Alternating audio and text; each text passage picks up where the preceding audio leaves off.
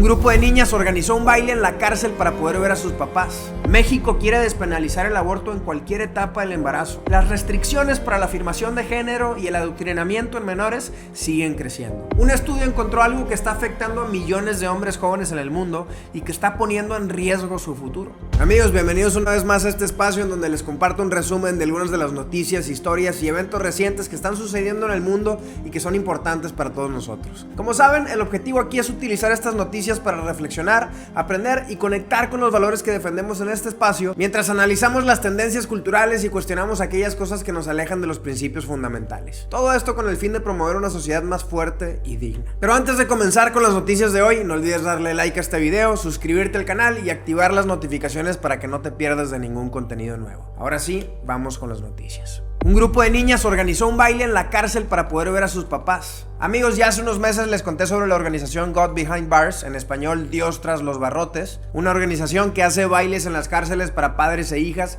y que está teniendo un impacto enorme en muchas familias. Pero hoy te quiero contar cómo es que comenzó todo. Y es que en el 2008, como parte de un programa de liderazgo llamado Camp Diva, dirigido por Angela Patton, un grupo de amigas organizó un baile con sus papás para fortalecer la relación entre padres e hijas. La primera vez que lo hicieron fue un éxito total. Los papás e hijas cenaron juntos, bailaron, hicieron comedia y jugaron.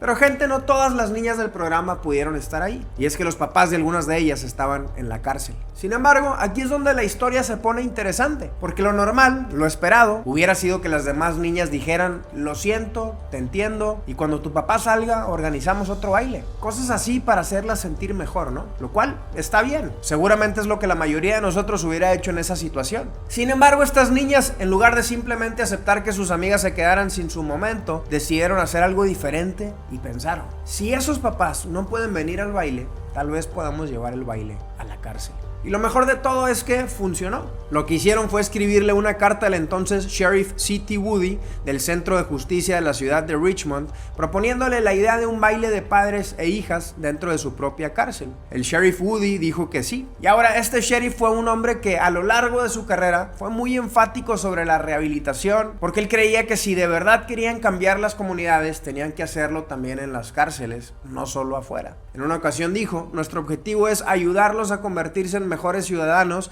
en lugar de mejores delincuentes. Los programas que ayudan a las familias a fortalecer sus lazos funcionan. Todo lo que ayude a los papás a ser mejores y más responsables reduce las tasas de reincidencia. Así es que tiene sentido que cuando recibió la carta lo vio como una buena herramienta para cumplir con su objetivo. Y así, gente, fue como nació el primer baile de padres e hijas dentro de una cárcel. Le pusieron Cita con Papá. Y desde entonces se ha hecho casi cada año. Ahora te preguntarás: ¿cómo es que un baile, una noche nada más, va a ayudar a los presos a ser mejores ciudadanos? Pues gente, aunque las cárceles deben ser un lugar de rehabilitación ciudadana, lamentablemente las estadísticas nos dicen que no están cumpliendo con ese objetivo. Y es que se sabe que el 82% de las personas que salen de prisiones estatales son arrestadas de nuevo al menos una vez en sus primeros 10 años de libertad. Y casi el 70% son arrestadas de nuevo en menos de 3 años. Sin embargo, gente, hay estudios que también encontraron algo muy importante: que los papás que mantuvieron contacto con sus hijos mientras estaban presos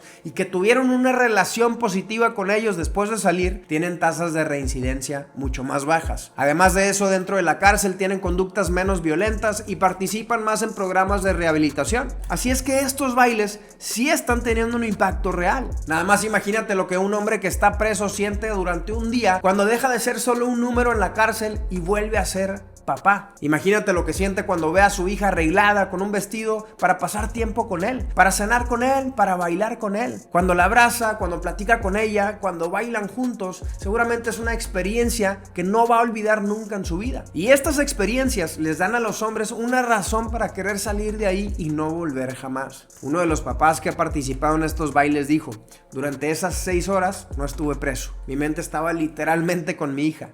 No estaba pensando en nada más. Otro comentó: ayer sentí que ya no puedo volver a la cárcel. Y es que, gente, como dijo Jack Bowden, el fundador de God Behind Bars, una organización que también hace bailes en las cárceles, al mostrarles quién depende de ellos, de los presos, y cuando entienden ese peso, comienzan a responsabilizarse de su cambio. Pero, gente, esto va mucho más allá, porque el impacto no es solo para los presos. Porque ahora imagínate lo que las niñas sienten cuando pueden ver a su papá en ese contexto, vestido con un traje y pasando una tarde con ellas. Angela Patton, hoy directora ejecutiva de Girls for for a Change, que organiza estos bailes, explicó por qué el vínculo entre padre e hija es tan importante. Ella dijo: es innegable que la relación de una mujer con su padre es una de las más importantes de su vida. La calidad de ese vínculo, sea bueno, problemático o de cualquier otro tipo, influye profundamente en padres e hijas de muchas maneras. El sentido de identidad de una hija suele estar ligado a la forma en que su padre la percibe. Una niña tiene más probabilidades de convertirse en una mujer segura de sí misma si tiene un vínculo cercano con su papá. Pero gente, también se sabe que cuando una niña crece sin un padre presente,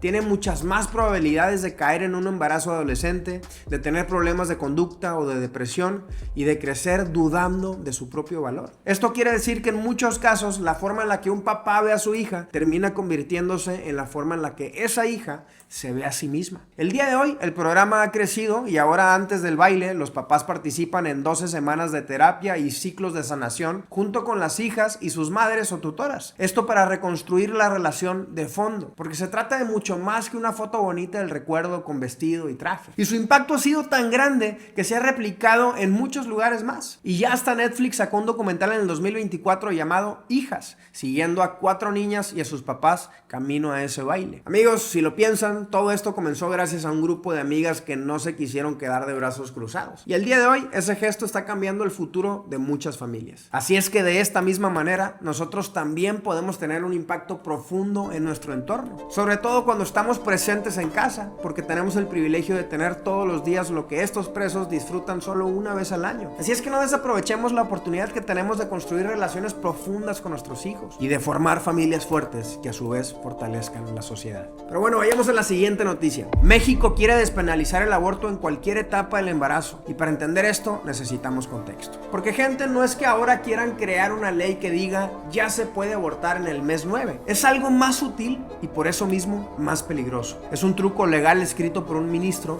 que en este momento se encuentra aplazado por la Suprema Corte, pero que si se llega a activar podríamos ver en nuestro país lo que ya se está viviendo en Canadá o en Corea del Sur. La cosa, gente, es que en septiembre del 2023 en México la Suprema Corte de Justicia de la Nación resolvió un amparo promovido por el grupo JIRE y declaró inconstitucional que el Código Penal Federal castigara el aborto. Como contexto, el grupo JIRE significa Grupo de Información en Reproducción Elegida. Es una organización feminista mexicana que se dedica a promover el aborto y que ha sido financiada por nada más y nada menos que Planned Parenthood, la multinacional del aborto más grande del mundo. Pues gente, lo que sucedió con el amparo de JIRE es que a nivel federal el delito del aborto quedó inaplicable.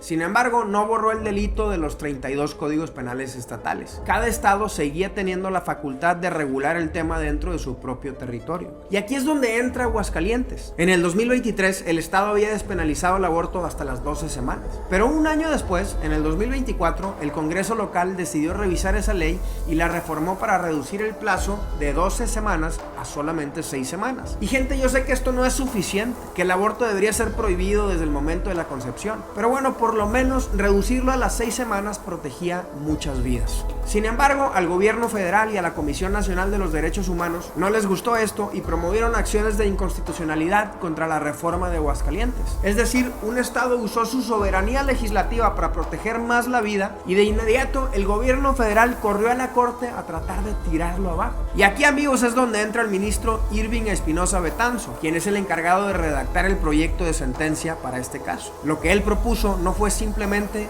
regresen a las 12 semanas en Aguascalientes, no. Su argumento central es que reducir el plazo de 12 a 6 semanas constituye lo que él llama una medida regresiva contra los derechos reproductivos y adquiridos, porque claro, según él, salvar vidas es un retroceso para el país. Este ministro dice que una vez que un derecho se amplía, ya no se puede reducir.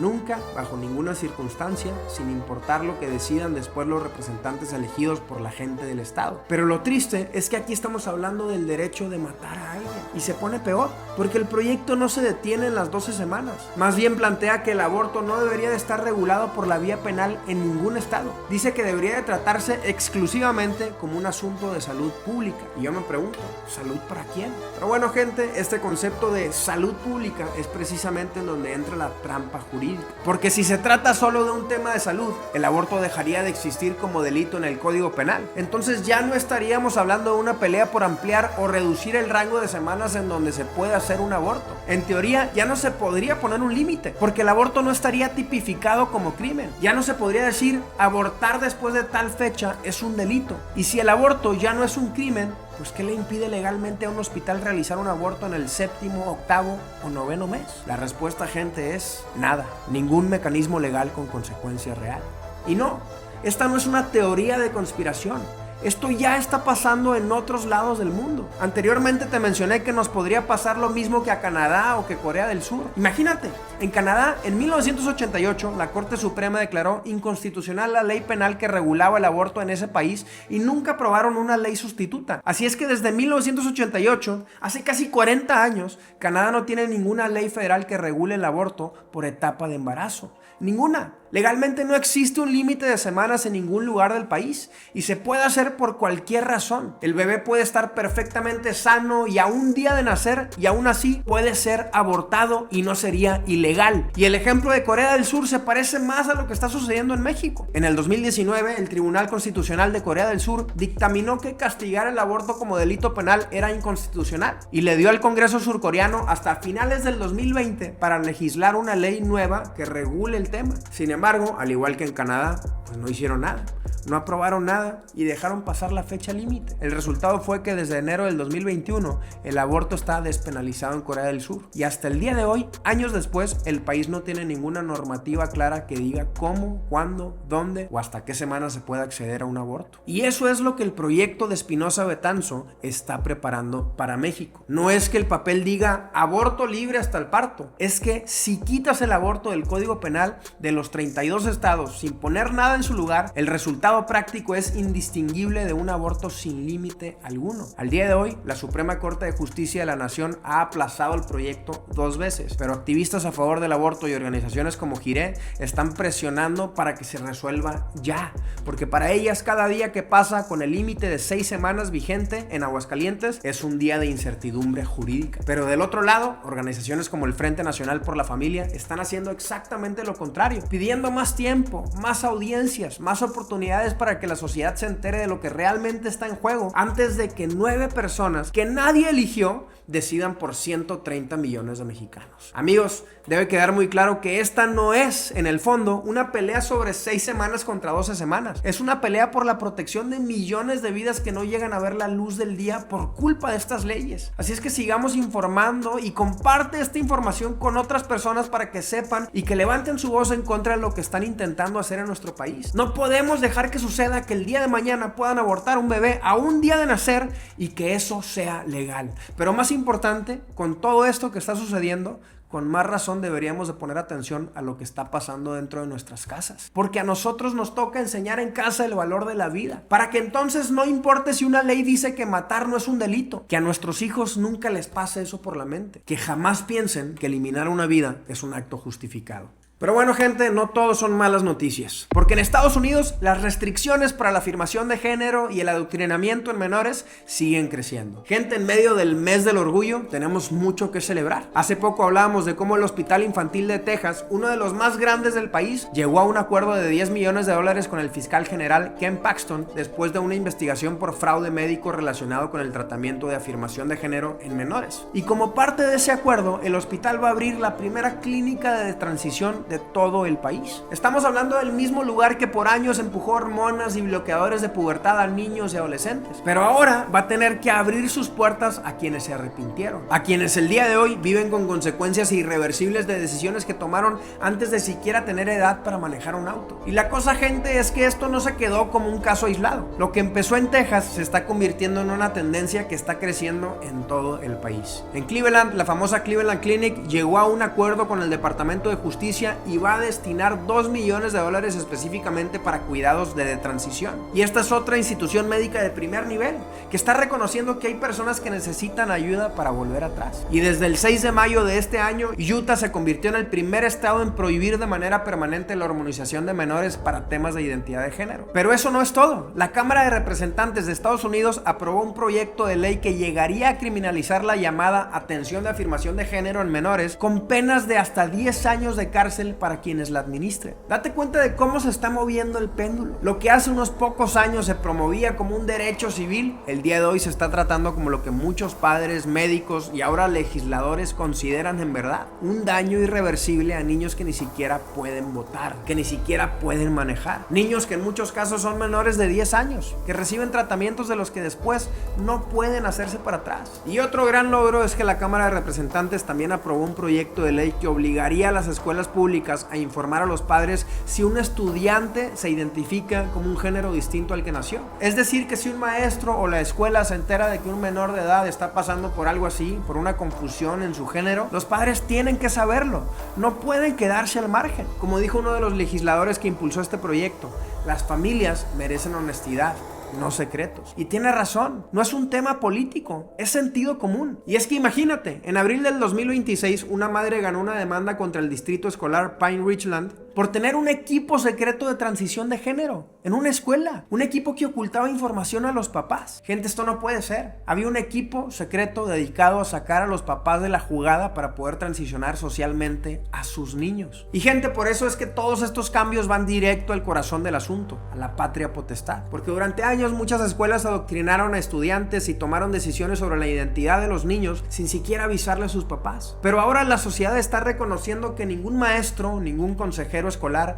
ninguna política de distrito deberían de poder reemplazar a los papás. Por eso es que este proyecto es tan importante, porque les devuelve el poder a quienes siempre debieron de haberlo tenido, a los padres. Pero a ver, gente, si somos honestos, la realidad es que esto que está sucediendo en Estados Unidos no significa que toda la lucha se esté ganando y que todo esté resuelto, para nada. Todavía hay mucho terreno por recuperar. Todavía hay escuelas, hospitales y políticos en Estados Unidos y en todo el mundo que van a seguir empujando en la dirección contraria. Y nosotros tenemos que seguir alzando la voz, defendiendo la verdad y sobre todo educando con principios y valores en casa. Eso no se negocia. Pero bueno, vayamos a la última noticia de hoy. Un estudio encontró algo que está afectando a millones de hombres jóvenes en el mundo y que está poniendo en riesgo su futuro. Recientemente RAND, uno de los centros de investigación más serios de Estados Unidos, encuestó a más de 1,000 hombres jóvenes de entre 12 y 21 años y encontraron algo que debería de preocuparnos a todos. 1 de cada 3 de estos jóvenes no tiene un hombre adulto al que pueda acudir para hablar de la escuela o de sus relaciones. Y 1 de cada 4 no tienen a un mentor hombre a quien pedirle consejos sobre su futuro. La cosa, amigos, es que esto no es un detalle menor, porque tener a un mentor, alguien que te guíe, que te escuche o que te corrija cuando vas por un mal camino, te puede cambiar la vida. Los estudios que analizan programas de mentoría han encontrado mejoras en calificaciones y en la relación de los jóvenes con la escuela en general. También quienes se benefician de un mentor tienen más probabilidades de participar en sus comunidades, de tener puestos de liderazgo y de tener un sentido de pertenencia. Además, se sabe que la mentoría reduce síntomas de depresión, reduce también el consumo de drogas y alcohol, comportamientos violentos y delictivos, e incluso esto sucede años después de haber tenido un mentor. Y algo muy importante es que la mayoría de los jóvenes adultos dicen que les hubiera gustado tener un mentor en su infancia. Así es que el problema no es que los hombres jóvenes no quieran ayuda, es que no la están encontrando, sobre todo en las zonas rurales o de bajos recursos. Ahora, este estudio que mencioné se hizo en Estados Unidos, pero gente, el problema se ve en todos lados. Y cuando empiezas a ver los números de otros países, te das cuenta de que esto no es un tema de Estados Unidos, es un tema global. En Estados Unidos, 1 de cada 4 niños vive en un hogar sin su padre. En México, 4 de cada 10 hogares no tienen una figura paterna presente. En Colombia, el número es muy cercano y de hecho es el país con más madres solteras en el mundo. Y así alrededor del mundo hay un gran porcentaje de niños que crecen sin una figura paterna. Pero otro problema es que cuando salen de casa, tampoco encuentran un sustituto para ese vacío. Por ejemplo, en México, casi el 70% de los docentes de educación básica son mujeres y en preescolar la cifra sube al 93%.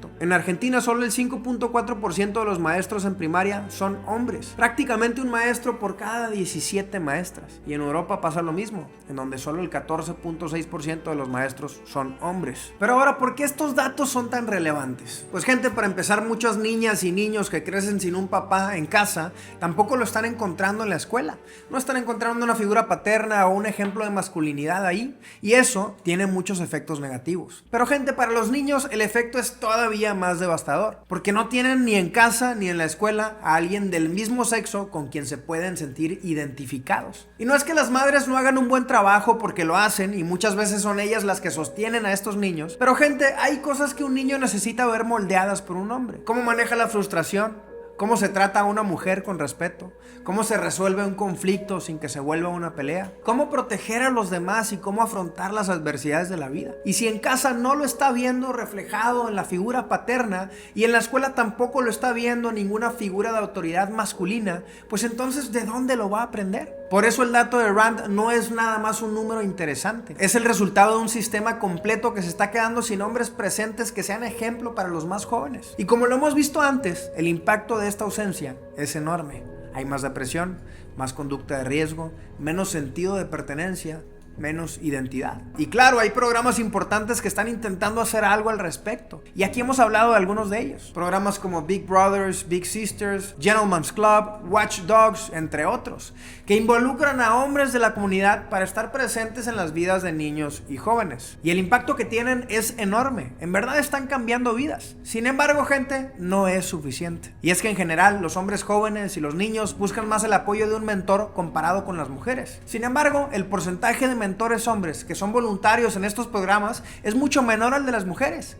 según reportan diferentes organizaciones. Esto ha hecho que miles y miles de niños que buscan tener un mentor proveniente de estas organizaciones, pues terminen en una lista de espera. Y gente, en algunos casos, estas listas de espera para niños se cerraron por completo, porque simplemente no hay suficientes hombres disponibles. Así es que de nuevo, gente, muchos menores quieren a alguien que los ayude, quieren tener una figura paterna presente en sus vidas de alguna manera. El problema es que no hay suficientes manos. Así es que lamentablemente, en muchos casos, no hay ni un papá en casa, no hay maestros hombres en la escuela y tampoco hay mentores disponibles. Y amigos, tal vez no podamos solucionar este problema de la noche a la mañana, pero sí podemos poner de nuestra parte para mejorar la situación de alguien. Comenzando en nuestras casas, claro, siendo un papá presente y un mentor para tus propios hijos, pero también participando en nuestra comunidad. Tal vez hay niños allá afuera que estén necesitando de una figura paterna que los guíe y tal vez tú puedas ser esa persona. Y es que hay ocasiones en las que 1 hora a la semana de forma constante cambia por completo la vida de un niño y su esperanza para el futuro. No siempre se necesita un programa formal ni un título.